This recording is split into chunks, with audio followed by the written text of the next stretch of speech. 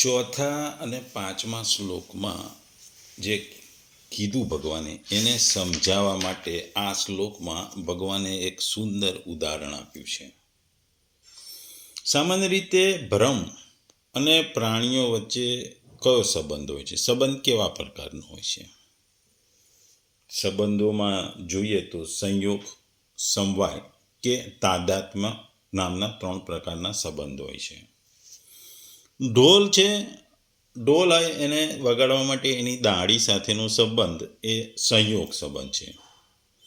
પહેલાં આપણે પ્રાણીઓ કે તત્વો અથવા પદાર્થ અને ભ્રમ વચ્ચે સંયોગ સંબંધ છે જો એમ માની લઈએ, તેમાં બધા ભાગોનો સર્વાંશોનો સંયોગ હોઈ શકે નહીં, કારણ કે ભ્રમ એ અનંત છે અને પ્રાણી અંતવંત છે, જ્યારે ઢોલ અને દાઢી બંને નાશવંત છે. એટલે આપણે આ સંયોગનો સંબંધ ન હોઈ શકે. બીજો સંબંધ સમવાય સંબંધ છે, પણ એ પણ શક્ય નથી. ગુણ અને ગુણી વચ્ચેનો સંબંધ આપણે સમવાય સંબંધ છે. એક બ્રાહ્મણ અને એની સમગ્ર જ્ઞાતિ બ્રાહ્મણ જાતિ વચ્ચેનો સંબંધ પણ સમવાય સંબંધ છે. માનવી અને તેના હાથ તેમજ માનવી અને તેના પગનો પણ સમવાય સંબંધ છે. આ જાતનો ગુણગુણી જાતિ વ્યક્તિ અવયવી અવયવનો સંબંધ બ્રહ્મ અને પ્રાણી વચ્ચે અસ્તિત્વ ધરાવતો નથી, કારણ કે તાદાદ કરાવતો નથી, કારણ કે બંને નાશવંત છે. ત્રીજા પ્રકારનો સંબંધ છે તાદાત્મ્ય સંબંધ. હવે તાદાત્મ્ય સંબંધ નામનો પ્રાણી અને દૂધનો સંબંધ, અગ્નિ અને લોહપિંડનો. દૂધ પોતાના માધુર્ય અને શુભ્રતાના ગુણો પાણીને આપે છે. અગ્નિ ચળકાટ, ગરમી અને લાલાશના ગુણો લોહપિંડને આપે છે. એ પ્રકારનો સંબંધ પણ પ્રાણી અને બ્રહ્મ વચ્ચે શક્ય નથી, કારણ કે બ્રહ્મ સચ્ચિદાનંદ અને પરિપૂર્ણ છે. અહીં ભગવાને આપણને આકાશ અને વાયુનો ઉદાહરણ આપી બ્રહ્મ અને પ્રાણી વચ્ચેનો સંબંધ આપ્યો છે, કારણ કે બ્રહ્મનો પ્રાણી માત્ર સાથે આરોપણના સ્વરૂપનો કલ્પિત સંબંધ છે. વસ્તુનો આધાર અધિષ્ઠાન ઉપર જે આરોપ કરવામાં આવે છે એ તો નામ માત્રનો છે. અધિષ્ઠાન બ્રહ્મ છે. જગતના બધા જ પ્રાણીઓ અને તેમના શારીરિક, માનસિક અને કારણરૂપ 3 પ્રકારનો સમાવેશ છે. તે આ જગતના પ્રાણીઓનું મૂળ ખરેખર બ્રહ્મમાં નથી. તે ખરેખર બ્રહ્મમાં રહેતા નથી. એ બધું માત્ર નામરૂપ છે. ભગવદ્ ગીતાનો અધ્યાય 9મો શ્લોક 6. યથા આકાશ સ્થિતો નિત્યમ વાયુ સર્વત્ર ગો મહાન તથા સર્વાણી ભૂતાની મત્સ્યાની ઇતિ ઉપધારાય. ગુજરાતીમાં જો આ શ્લોકને કહીએ તો જેવી રીતે સર્વત્ર વ્યવહારનારો પ્રબળ વાયુ હંમેશા આકાશમાંથી જ રહે છે, તેવી જ રીતે ઉત્પન્ન થયેલા સર્વ પ્રાણીઓ મારામાં રહેલા તું જાણ. બીજા શબ્દોમાં જો આ શ્લોકને કહ્યું કે જેમ આકાશમાંથી ઉદ્ભવેલા સર્વ બાજુએ વિચરનાર અતિ વિસ્તૃત વાયુ સદા આકાશમાં સ્થિત છે, એ જ રીતે મારા સંકલ્પ દ્વારા ઉત્પન્ન હોવાને લીધે સગળા ભૂતો મારામાં સ્થિત રહે છે એવું સમજ. અહીં ભગવાને જે આગલા 2 શ્લોકોની જે એમની વાતો હતી ને સમજાવવા અહીં આપણને એક ઉદાહરણ આપે છે. ગીતામાં જ્યારે ભગવાન ઉદાહરણો આપે છે અને ખૂબ સરસ ઉદાહરણો આપે છે, ત્યારે એ શ્લોકનું મહત્વ વધારે હોય છે. ભગવાને આપણને આગળ કાચબાની, નાના મોટા સરોવરોની એવા કેટલાય ઉદાહરણો આપ્યા છે. અહીં ભગવાને આકાશ અને વાયુ એ 2 વસ્તુઓનું આપણને કમ્પેર કરી આપણને સમજાવવાની વાત કરી છે. આકાશ અનંત છે અને એમાં વાયુ વહેતો હોય છે. વાયુ એટલે કે પવન. પવન એટલે પવનના કેટલાય પ્રકારો હોય છે. પવન આકાશમાં વહેતો હોય છે, પણ એ પવન આપણને ચક્રવાત રૂપે આવે તો આપણને નુકસાન કરે છે, વાવાઝોડા રૂપે આવે તો પણ નુકસાન કરે છે. આ વાયુ અથવા પવન એ હવામાં ફરતા હોય તો એ વાયરસ એ પણ વાયુ રૂપે આપણા શરીરમાં પ્રવેશે છે. એટલે અહીં ભગવાન આપણને કહે છે કે વાયુ જે આકાશમાં વિચરતો હોય છે વાયુની શક્તિ ખૂબ જ છે. દેવતાઓનો સૌથી શક્તિશાળી વાયુ એટલે કે પવનદેવ કહેવામાં આવે છે. એટલે વાયુ એ આકાશમાં ફરતો હોય છે. એ સામાન્ય રીતે ફરતો હોય છે, આપણને નુકસાન ના કરે, ચક્રવાત રહે, વંટોળ રહે, એ વાયરસના રૂપમાં પણ આપણા શરીરમાં ઘૂસીને આપણને નુકસાન કરે છે. વાયુ અને પવન સાથે ભલભલી વસ્તુઓ ઉડી જાય છે. ભલભલા મકાનો ઉડી જાય, વૃક્ષો પણ ઉડી જાય. વાયુ શ્વાસમાં પણ જાય અને નુકસાન પણ કરે. એટલે ભગવાન આ ઉદાહરણ દ્વારા આપણને સમજાવવા માંગે છે કે વાયુ અને આકાશ બંને છે. આકાશમાં વાયુ છે, આકાશ એ પરમાત્મા છે, જ્યારે વાયુ એ જીવાત્મા છે. આ વાયુ ને આકાશ વચ્ચે જેમ નિત્ય સંબંધ છે, એવી રીતે પરમાત્મા અને જીવ વચ્ચે પણ નિત્ય સંબંધ છે. વાયુ આકાશ વગર શક્તિહીન છે, એમ જીવાત્મા પણ પરમાત્મા વગર શક્તિહીન છે. એટલે આ ભગવત તત્વ એટલે આકાશ, જીવ તત્વ એટલે વાયુ, પરમાત્મા એટલે આકાશ અને જીવાત્મા એટલે વાયુ. આ બે વસ્તુઓ સમજવાની જરૂર છે અને આ ઉદાહરણ દ્વારા ભગવાન આપણને અહીં ઘણું બધું સમજાવી રહ્યા છે. અહીં ભગવાન વાયુને સર્વત્રગ અને મહાન કહ્યો છે. ભૂત પ્રાણીઓની સાથે વાયુની સરખામણી કરવાના હેતુથી વાયુને ભગવાને સર્વત્ર અને મહાન કીધો છે. જેમ વાયુ સર્વત્ર વિચાર કરનારો છે, તેવી જ રીતે બધા ભૂતો પણ અનેક પ્રકારની યોનિઓમાં ફરતા રહે છે, ભ્રમણ કરે છે. જેમ વાયુ મહાન અર્થાત અત્યંત વિસ્તૃત છે, તેવી રીતે પ્રાણી એટલે કે ભૂત સમુદાય પણ બહુ વિસ્તારવાળો છે.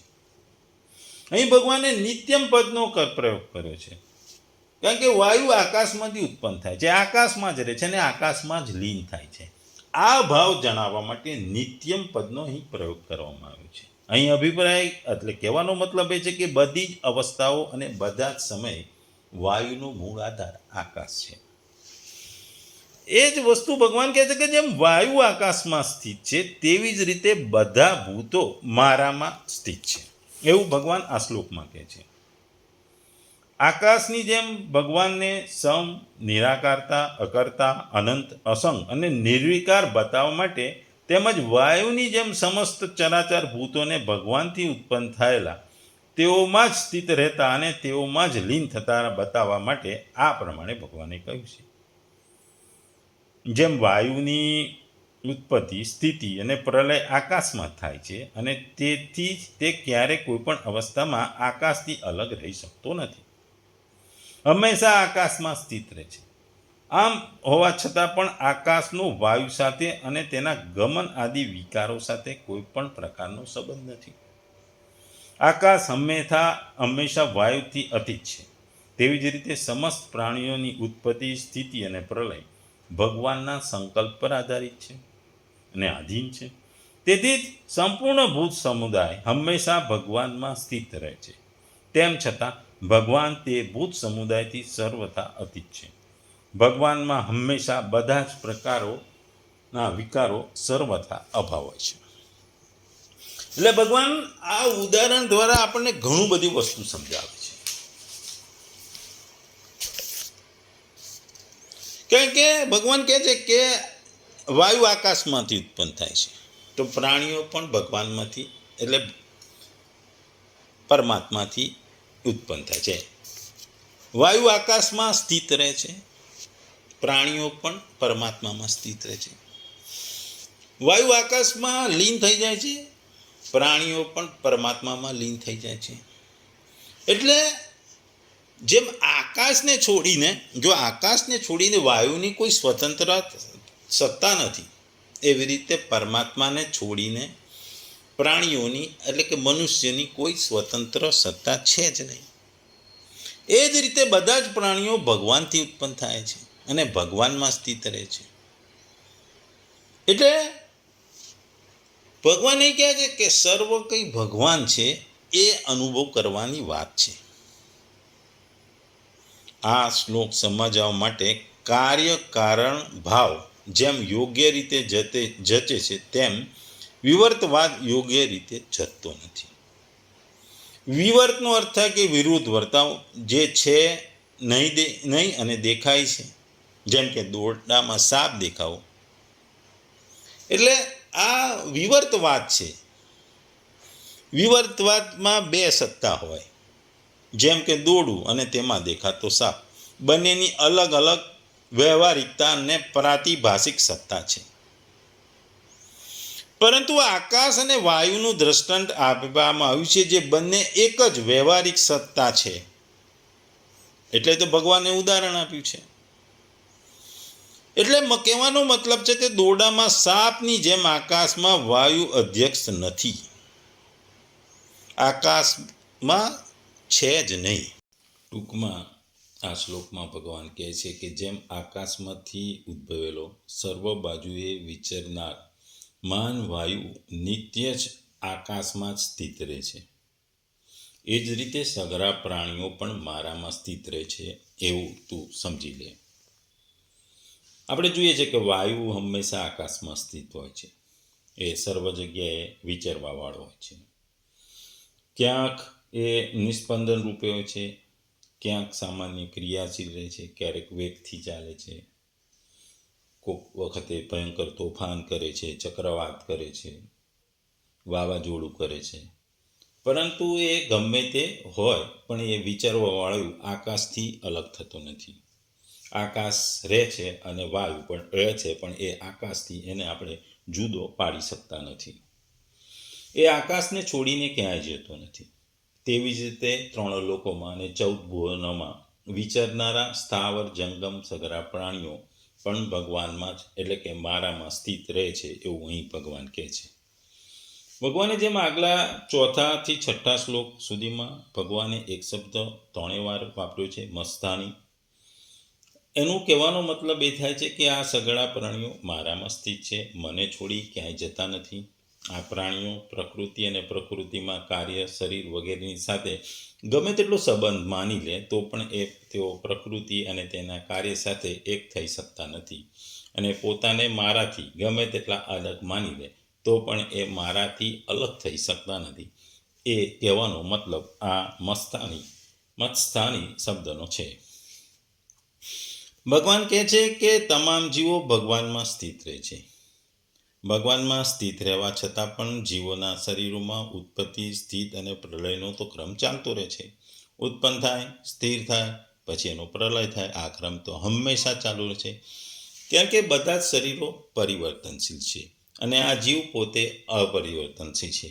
આ જીવની પરમાત્મા સાથેની તાત્વિક એકતા છે, પરંતુ જ્યારે આ જીવ પરમાત્માથી વિમુખ થઈ શરીર સાથે પોતાની એકતા માની લે છે, ત્યારે પોતાનામાં હુંપણાની આવી જાય છે અને હું જ છું, હું જ શરીર છું, હું જ છું, અને પરમાત્માનો અંશ હોવા છતાં પણ હુંપણું થાય છે. આ સામાન્ય રીતે આ પ્રકૃતિનો અંશ છે. આ જીવનું સ્વરૂપથી જીવ અંશ તો છે પરમાત્માનો, પરંતુ પકડી લે છે પ્રકૃતિના અંશને. એટલે આ પ્રકૃતિના અંશને પકડી લે છે, એટલે એનું એ પતન થાય છે. એ પતન થવાથી એ વારંવાર ફરીથી જન્મતો રહે છે.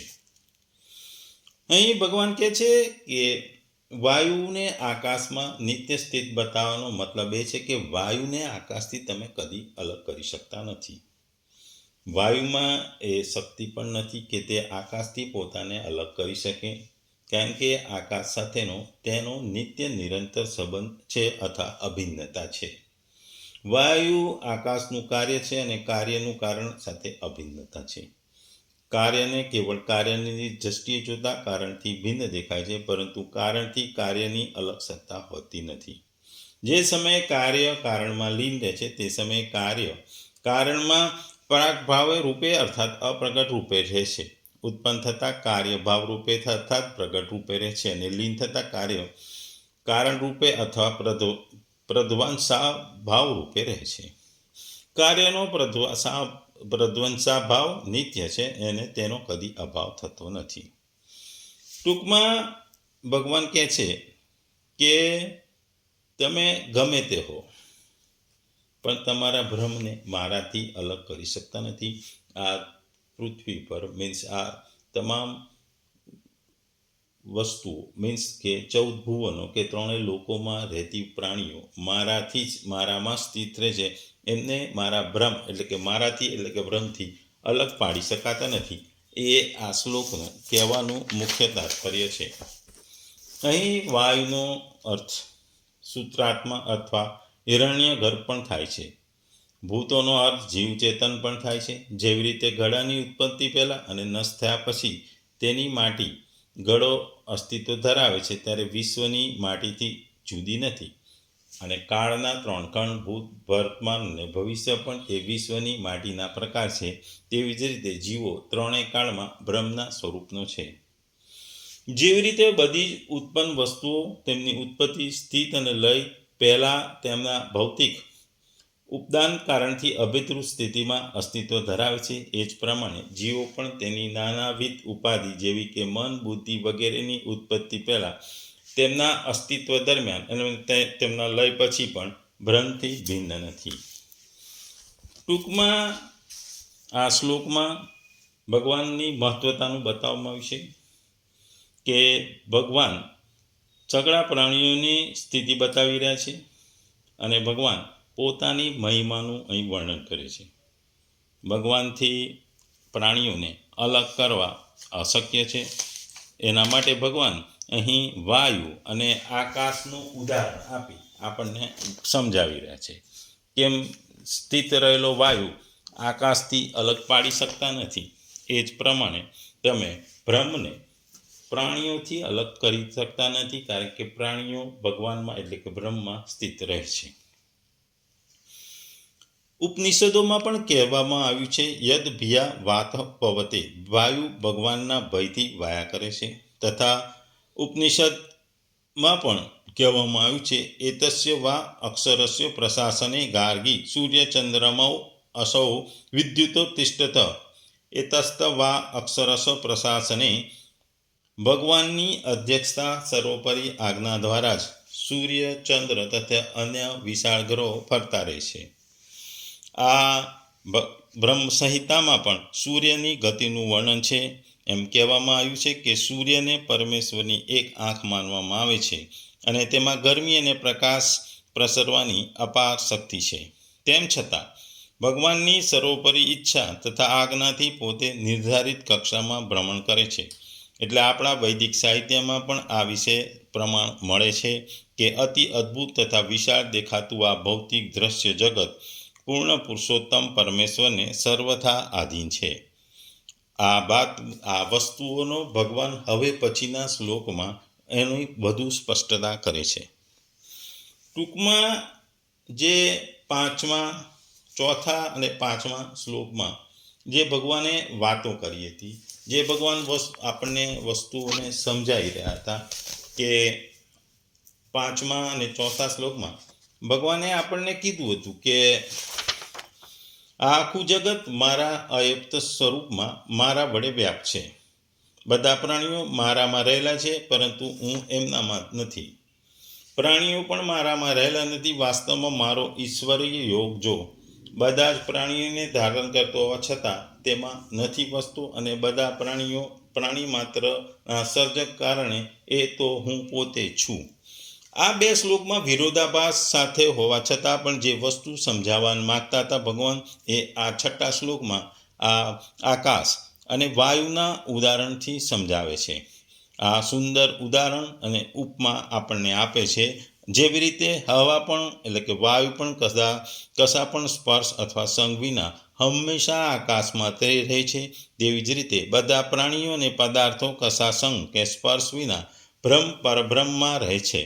આ પદાર્થોની બ્રહ્મ ઉપર કોઈ અસર થતી નથી. ટૂંકમાં બ્રહ્મ અને પ્રાણીઓ, ભગવાન અને પ્રાણીઓ વચ્ચેના સંબંધની અહીં વિશેષ વાત કરવામાં આવી છે. આ શ્લોક મુખ્ય કહેવાનું કારણ ભગવાન જીવોની વાત કરે છે.